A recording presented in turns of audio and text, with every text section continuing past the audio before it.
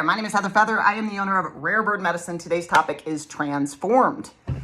It is my experience that the ego likes to be right and likes to agree with itself. It's my experience that the majority of two-leggeds are good people.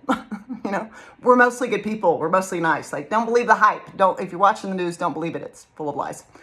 And teach their own. You do you, boo-boo. But my experience is that people are often innately good-hearted, and noble. There's always shadow has been available at Earth School. And as a general rule, even though they are good, they have an ego matrix, which is used to label things, and it tends to be self-righteous. It tends to agree with itself. Many two-leggeds agree with themselves and feel that they have the proper perspective on the philosophy that the world should hold for us all to come at peace. That's not true of all beings, but many beings do. Like, I don't experience many beings that are like, this is my belief, but I disagree with me. You know what I mean? And what Heather Feather has done as the rare bird, unusual bird that she is I was aware of this at an early age. And I've spent most of my life really working to open up my spectrum of perception. I believe that evolution occurs through understanding. And in order for me to understand anything, I have to walk in shoes I don't walk in.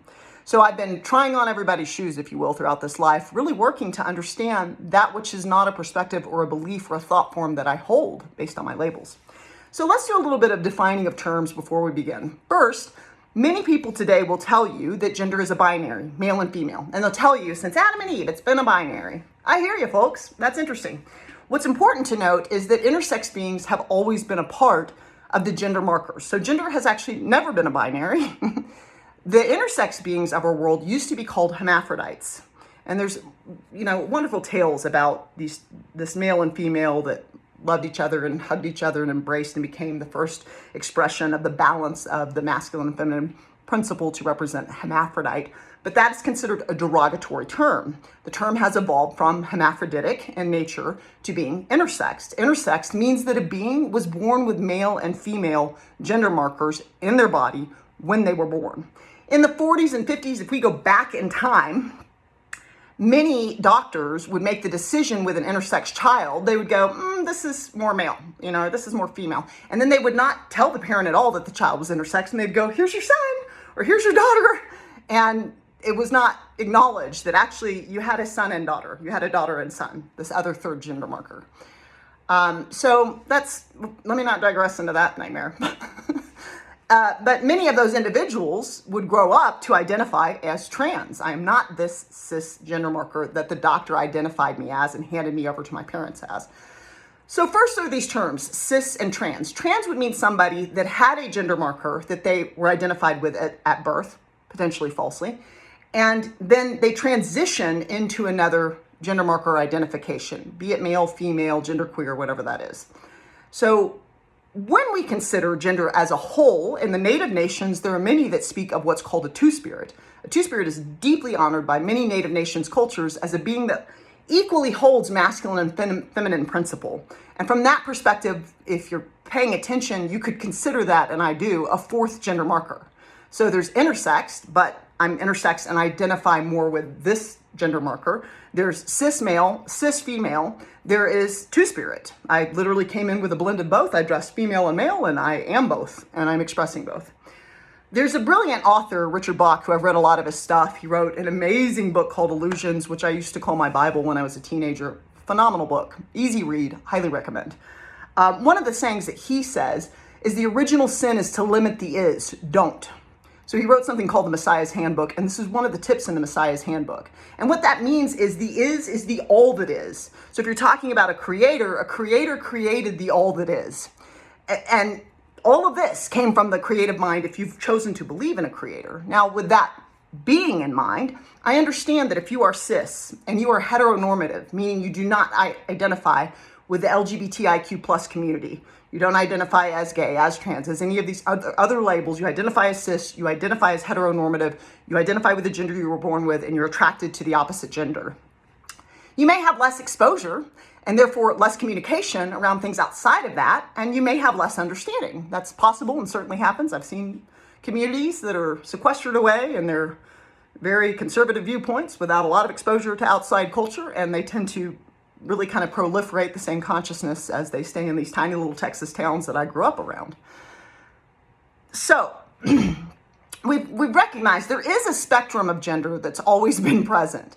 In the modern age, included in that, like if in the sexuality spectrum, that Kinsey and the Kinsey scale, if you study Kinsey created a sexuality spectrum, and it is not gay, straight, or bisexual. There's pansexual, there's asexual, there is a spectrum of sexuality, and what I'm pointing to in this video is that there is a spectrum of gender, and there always has been one. So that being said, understanding cis, understanding trans, understanding gender markers, understanding that there are intersex beings and there are definitely more than two genders, the thing that I want to talk about in this video is something called dead naming. Dead naming is a term that was created in the trans community if Tom transitions from Tom to Sally, is in the process of that transition or has completed the transition, and Tom identifies as she, her pronouns, begins to dress as a woman, identify as a woman, express as a woman. When you refer to Sally, who Tom is becoming and stepping into the fullness of the expression of this entity, you dead name Sally every time you call Sally Tom. Every time you say Tom instead of Sally, that's called dead naming, because the person called Tom is dead and Sally is present, a more authentic, aligned identification of the being. And so what a lot of people want to do is limit the is, or limit God, or limit creator, and say, hey, creator, it's got to be, I can only handle two genders. I can't handle this new information. It's like, that's interesting, because your entire life has been about you receiving and integrating new information, but okay, you do you, boo-boo. But, oh no, creator only made this. Creator only made heteronormative. Well, your creator has 1,500 species that engage in homosexual behavior. So if you want me to align with your understanding and understand you, and you can trust, Heather wants to align with and understand you. The character of me is written, I often say, and I'm excited to get to meet and know your character. One of the things that we would need to get clear about is that if your creator is creative intelligence, then your creator put the math back of the universe. Fibonacci sequence, sacred geometry, we see math and physics, which is indicative of creative intelligence, personal perspective. And if your creator has the creative intelligence of all this physics and all this math, it also used that same creative intelligence to have 1,500 species plus, including humans, engage in homosexual behavior. So I don't see a mathematical bias towards homosexuality. I see a lot of people pointing to a book and aggressively interpreting it in a way that supports their fears around the world not fitting into dualistic terms that are perhaps more comforting. It can be scary to be a spectrum. What does it mean if you're asexual? It means I don't identify with my sexuality. What does it mean if you're pansexual? It means I'm attracted to content, not form, right? And so we do have to grow in our awareness of sexual identification if we want to touch the Kinsey scale that Kinsey studied, and if we want to understand sexuality. We do need to grow in our understanding of gender if we want to get honest about the way creator or divinity has identified gender in this reality. Creator has always had intersex beings and never made a binary, right? And so we get honest about that. In that honesty, when we talk about dead naming, and when we don't limit the is and don't limit the creator, and trust that we all have the freedom to create the content of character that we came into this realm to be, and no one else is our little dictator, no one else is our definer of how we dress, how we identify, how we speak, who we be. One of the things that we can understand is that not everyone is going to get you. There's no label, it doesn't matter the label you hold, that is, in my perspective, more deserving of empathy than any other label. All beings are deserving of empathy. All beings are deserving of understanding. From my perspective, that is how evolution occurs. So when we say that I am Sally, and I was Tom, but I am Sally, I am she, her, I am this woman, I've always been this woman, and then you come and call me Tom, and you say he, him, it completely is understandably disrespectful to the being that I am, the character that I am defining and creating in this world, co-creating, right? And so it would be like if you're conservative and I go, no, you're liberal, no, you're super liberal, and no matter what you say, I just go, no, you're so liberal, you're not conservative. That would be very irritating and is a great example of what I'm talking about. It is frustrating to not be received because we personally choose our identity. And it's important that all labels understand we've never had a world where all beings are going to have empathy for you. It doesn't matter what your label, what your identification is, whether it's white, male, cis, heteronormative. There are many that will not have empathy for you. They will actually make you the white devil. They will make you the bad guy. They will make you male, bad guy, not female, doesn't care about female. You better be a feminist, and I'm going to aggressively punch you into being a feminist, even though I'm not acknowledging your pain as a man, right? So there can be ways in which it's really difficult for two-leggeds to understand that suffering is unpleasant. All beings will experience it to some degree in this realm, and nobody wants to suffer. And so the ego likes to create great specialness around the labels we hold. And I see a lot of suicidal ideation. I see a lot of depression. I know a lot of trans people. And it's because there are many that are not being empathetic and sensitive to the label. I also see great aggression from those that are trans supporters of you need to use their pronouns and their name now. Now let's talk about grief. Let's talk about death. Let's talk about dead. And let's talk about dead naming. If someone died, which I personally believe that is exactly what occurs, for a trans person, this other person is dead. Their name, their gender, all of it. If someone has died, let's think about death. And let's take out the concept of trans and get into the formation of how we transform in the context of death. Elizabeth Kubler-Ross, one of the foremost authors of books on grief and considered an expert on the topic of grief, wrote that there are several stages to grief. The first is denial. The second stage is anger. So as someone dies, the first thing you may do is deny. I deny that Tom is dead. I cannot accept that Sally is present. The second thing you do is typically you may have anger.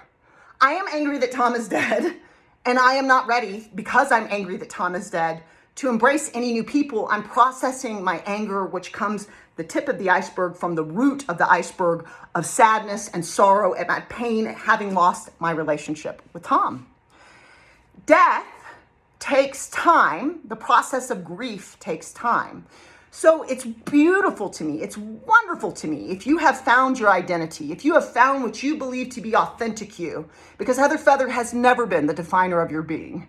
In order for me to be evolved on any level with all of humanity, I would need to listen more, speak less, be present, and come to ask questions so that I can understand that which I do not understand about the character you are writing. I'm not with you every breath. You're writing that character. I trust you to write the character you came to write. And I have known many parents and many people that are not trans that are aggressively asked to immediately embrace the trans community without any empathy, any consideration for the suffering that a two-legged must go through as they grieve the loss of somebody that has died.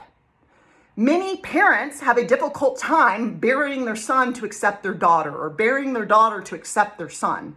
And they may be able to do it in this lifetime, but placing tremendous pressure on an individual to be and stand in the progressive perspective that you hold as a soul that is distinct from that soul who is defining their character and determining who they are, who is also sovereign and autonomous like you, and has the right to use as much time as they want to create their development and evolution, is oppressive. It's dictator-like to say, you must understand me because I now understand myself. It's not very transformative. It's not very open. It's certainly not liberal, which if you Google it, can be defined as being open to beliefs and perspectives that are not your own. And I have found that there are those that in the process of having to bury their child or having to bury their friend, I myself consider myself deeply liberal and progressive, and I've had friends transition, and it's like, oh, I have to bury this person that I used to go into the changing room with. I have to bury this person that used to sleep in my bed with me. Now we have this different way we identify since genders have changed, and I don't usually share my bed with a man that is a friend. You know what I mean? And so it changes dynamics, and there is grief that sometimes needs to be processed in that transition. And there is time often needed to accept change. Have you yourself ever found that you need time to process a change? That you need space to process some grief? You know, parents and friends of those that are in the trans community can have suicidal ideation around that transition and death just as much as a trans person can. And my question I'm asking you today in the concept of transforming and transformation is, do you actually apply empathy, compassion, and understanding to all the beings with the divergent labels on the topic that is at hand? You can always subscribe to Rare Bird Medicine on YouTube, like and comment there. I love your thoughts. Amun.